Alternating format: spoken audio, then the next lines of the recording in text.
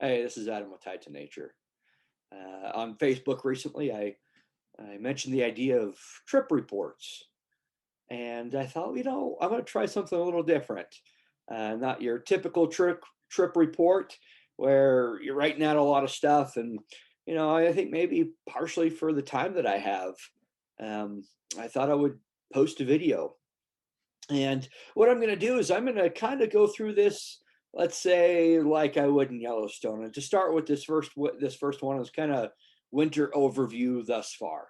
The winter season in the Yellowstone starts December 15th, and it's January 23rd right now. And I want to do the overview of the wildlife. And the way I'm going to go through it, I have kind of a slideshow that I'm going to share, and I'll talk about what I'm seeing.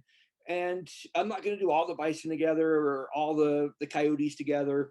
I'm just going to go through, almost like you would see in Yellowstone. We're driving up to the first place. No, there's a bison, and you go up a little further, and there's a coyote. And so the animals aren't going to be in any particular order. One thing I wanted to mention is typically on a tour in Yellowstone, let's start with Old Faithful. When I'm taking the people to Old Faithful, I say, hey, the animals that we can expect to probably see today would be a bison, coyotes, bald eagles, and different waterfowl. And then if you're doing a canyon tour, say, it's the same animals. We might get a fox, we might get an otter. We're going to look for those.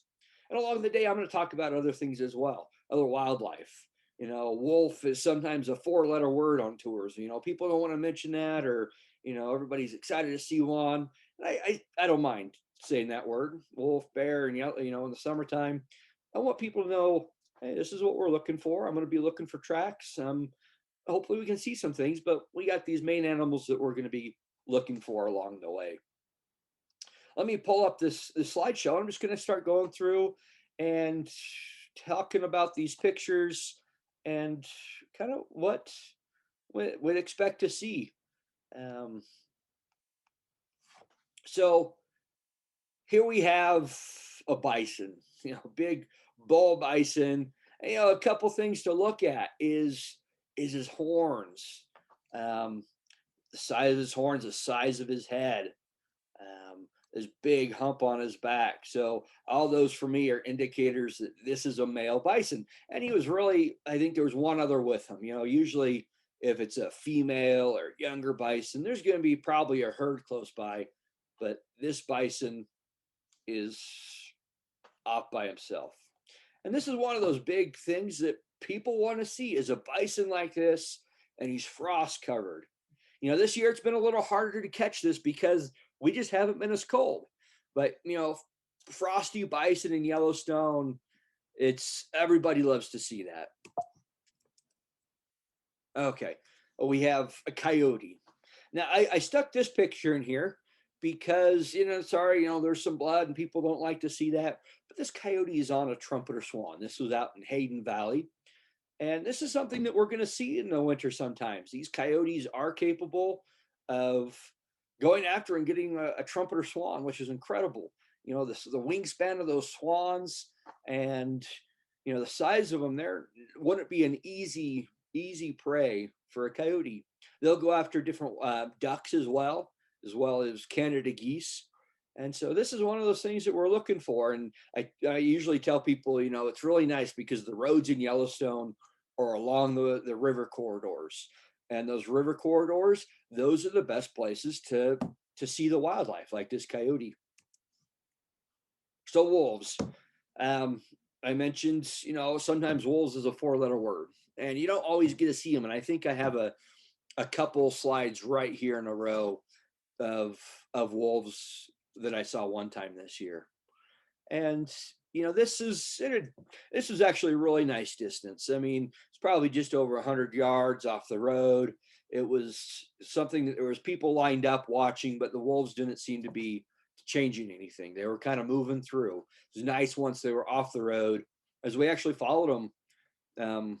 Well, a lot of people before me followed them down the road for a while, and it was nice once they were off the road. We could stop. We were at a comfortable distance, and we could get out and see these wolves. They came over, and everybody saw they're gonna eat this bison, they're gonna get it. It was a test. Hey, is this big bull bison really worth our time and energy? Is this something we want to go after? And for us, you can tell right there on the shoulder, a little bit of red. Hard to say what happened. Might be injured. But these wolves ended up saying, this is too much for us. This is something that we don't want to deal with. And this picture on that bison. See that tail right there? If you've ever been on a tour in Yellowstone, you might have heard, on the bison, you want to watch the tail. If it goes up, it means one or two things: charge or discharge. And so on a bison, anytime whether there's wolves around, they're walking down the road, I'm kind of watching that tail to, tell me what that bison is thinking. Don't know exactly, but we can get an idea of what's going on. Wolves again, they were kind of all huddled around this tree. I think there was some kind of food source of something up there, an old carcass or something, because they all kind of took turns sniffing and chewing or pulling at something under this tree. This is all part of the Wapiti Lake Pack.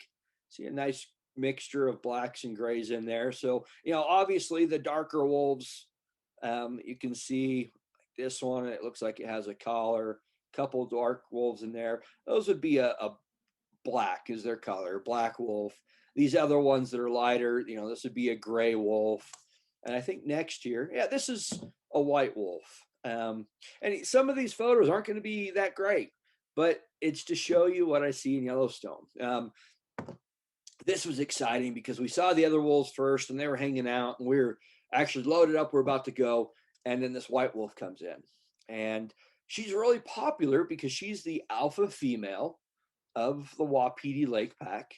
And as far as I know, she is still kind of the only known white wolf in Yellowstone. So she kind of sticks out, and it's one of those things when you talk about wolves, and I'll mention the alpha female, and she's white, and so when people came in, it was like, oh, here's the white one, here comes the alpha female. So that was kind of an exciting moment to have her move in for us. Now this here, this is one of the things I love to share is this bison in the snow and its face is covered in snow. It's not so much the freezing, the ice on it, but it was snowing. It's collecting snow on its back, faces in the snow. Because these bison, what they do is they actually just stick their head right down in the snow and they sweep that snow out of the way.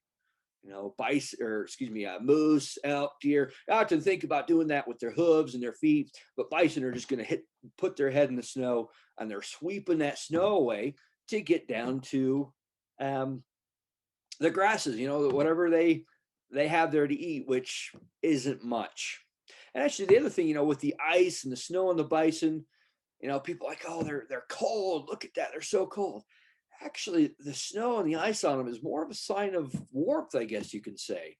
As what's going to happen is they're so well insulated that the snow gets on them, the ice is on them, and it's not melting off because that heat is staying in, keeping them warmer. So we got a fox. It was a nice reflection here.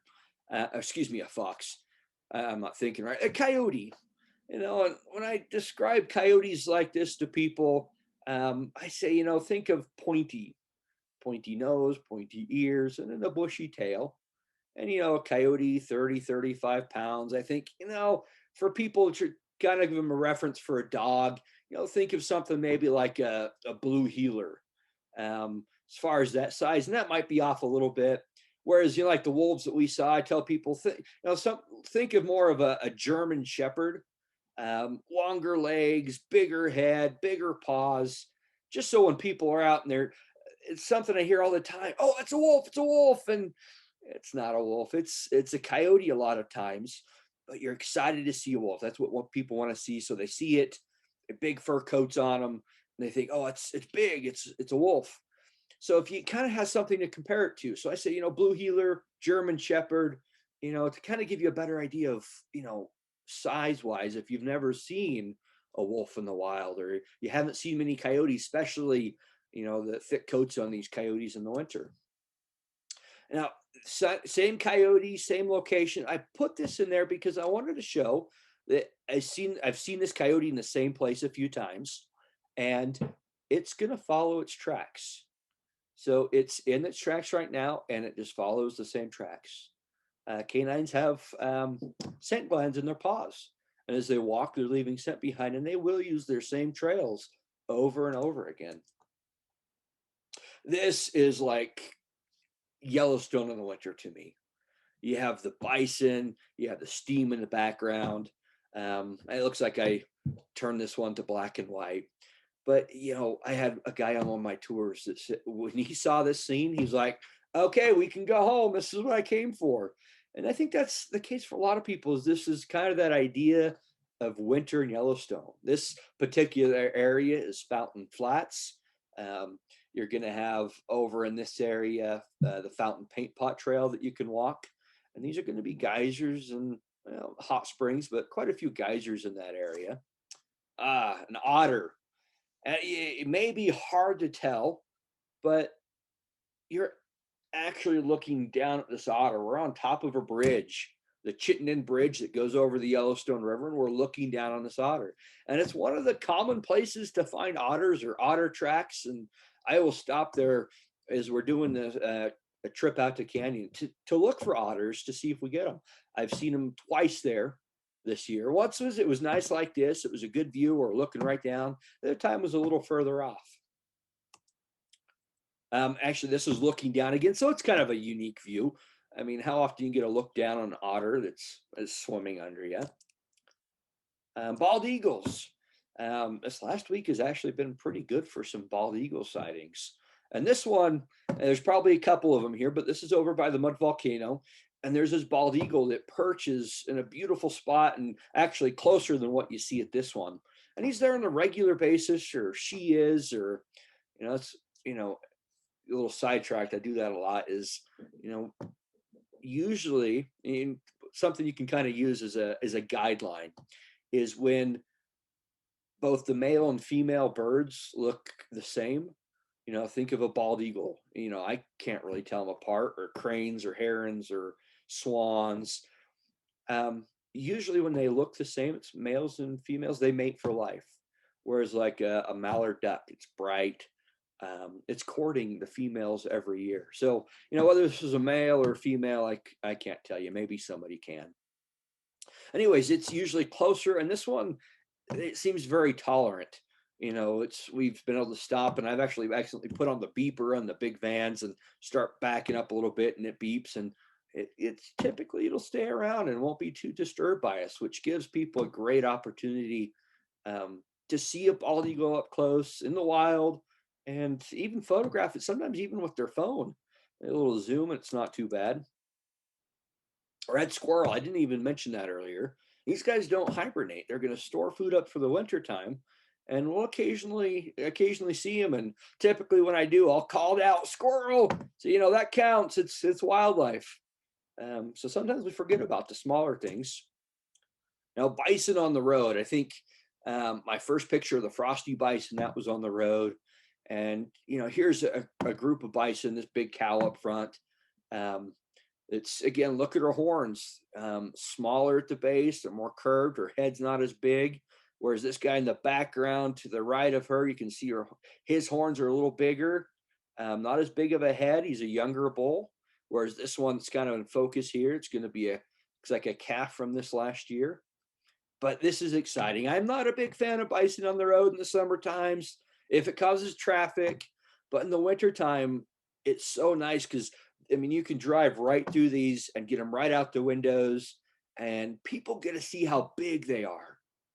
She is, 1,000 pounds, a cow bison, a bull bison, bigger than this guy in the background is going to be about 2,000 pounds. So it's just, when you're in those coaches and you see them and almost feel like they're eye to eye to you, it's pretty awesome having the bison on the road to see them that way. And another coyote, this is a long distance away. And sometimes this is what we see. This is in Hayden Valley, and we went back and forth on a photography trip, and not a lot of luck out there this time. And that's, it's wildlife. That's one of the great things. You don't know from day to day what's going to be close, what's going to be far, what you're going to see, what it's going to do. So for me, every day is a little bit different. Uh, this is a coyote out in Hayden Valley. We're hoping for foxes out there with no luck. A raven. You can't go to Yellowstone without seeing a raven. I should probably add that to my list of species we're going to see. I love the ravens. I love talking about them because they're such an intelligent bird. And they show up. It seems like whenever you're having lunch, they're like, they know what food is, and they're around places looking for food. I'm sure that in the summertime they get handouts. We really try to limit it any type of food source for them. It's not natural for them in the wintertime for sure, not throwing things to them. But occasionally they're going to get into a backpack, unzip a backpack that's left behind and pull things out looking for food. So ravens are just a beautiful and an intelligent bird. I got a couple bison sights here. This is this last week, and it was just a beautiful scene. I love this picture. Couple bison, these trees that are frosted in the back with the light coming through. Again, this is Fountain Flats. It's one of my probably favorite places to see bison in the winter because of these scenes that you can get. Like this one, the light filtering through the trees, the bison kind of trudging through, and they follow one after another. A lot of times they're going to go in the same path and one bison after another. So, I understand it's usually the matriarch that leads the way and breaks trail. Luckily for them, it's not a bad winter as far as our snow depth yet. And so I think they're still doing pretty well out there. Another scene in the same location, kind of with those two places, the last two pictures put together almost, as far as location there, but just the way the light filters through the trees out there, and you have the steam, especially in the morning. That sun is coming up in the morning. There's typically a lot of steam through the fountain paint pot area. And so you can get scenes like this. And it's, again, one of those this is what people see as winter in Yellowstone. The bison, the steam, that light, it's just incredible to be able to see that on a regular basis. A coyote, again, and I usually tell people, this is along the Madison. I say, we don't often see coyotes in the morning, but whether they're sleeping in or whatever they're doing on the way back out, we'll see them a little bit more often or more on a regular basis. And that's what happened here is we're kind of on our way and saw a coyote across the river, and we went up the road a little bit so it would come and it would be a little closer to us as we sat there in the snow as it came across the far side of the river. In this case, I mean, it didn't seem to be hunting. It was more on the move. That's one thing that people want to see is, foxes and coyotes hunting. They kind of put their head down and you see this tilting going back and forth, and they're starting to triangulate where the rodent is in the snow. And so that's, one of the things that we look for, and hopefully that, get some behavior from these animals. That's what I love is a little bit of behavior, why is the animal doing what it's doing for us? Here's that otter. This one was the far away, again, taken at the bridge. And I threw this in there because it was a neat, there's an American dipper behind it, just a little bird. And, we see American dippers quite often on the fire hole along the Yellowstone. You'll get them on the gibbon too. I don't see them there as often. I don't think we're watching for the dippers there as much, but it's just a neat bird because it's the only songbird that swims. It'll sit there on the edge of the ice and it'll actually dive under. Most of the time looking for insects and things. But I had a friend I think this last week, Brent Paul, had a great shot with a dipper that had a little fish in its mouth, a little minnow. And I think that, the otter here too is eating something. It was swimming down, probably headed towards the upper falls. And another bald eagle right along the Madison River on the way out. You get them a lot along the Madison, and the fire hole as well. And it's nice because there's actually certain perches that I'm looking for, and watching certain areas. I'm always scanning for whatever's out there. But there's certain places for eagles. I'm like, I've seen eagles here a little bit more, so I'm going to keep my eyes out in those areas more than others. I think that might be the last one here. So, that's kind of some of the basics, some of the wildlife that you're going to see in Yellowstone in the winter on a more of a regular basis. Well, regular basis for some of them. Wolves, um, otters. It's tougher. It's hit and miss, especially the wolves that hang out along the Madison or the Firehole, the Gibbon over in Hayden Valley in the wintertime. They have a huge area to cover. I think, I did a little math or did a little looking at where some of these wolves have been. And, it's like 72 miles as the crow flies, I believe is what I figured that some of these wolves has traveled just one direction this winter. So they have a huge area they cover. They're tougher to see. I don't think I've got a picture of a fox. I think got some spotting scope images of a fox in it. I didn't have any fox in there, but I've seen a few of them um, this winter. But that's the basics. That's uh, some of the wildlife that you can expect to see in the winter in Yellowstone. So thanks for tuning in. Tell me what you think of the video. I know there's some weird things like the green screen thing going on. It might be distracting. And we'll start with this, and maybe these will turn into write-ups. But for now, do the video and watch again for something else coming in. If you haven't liked my page, like it, follow it, share it, and this video will be on YouTube as well. So you can find me anywhere under Tied to Nature. And this is for those that don't get out, can't get out, or can never get enough. Enjoy your day.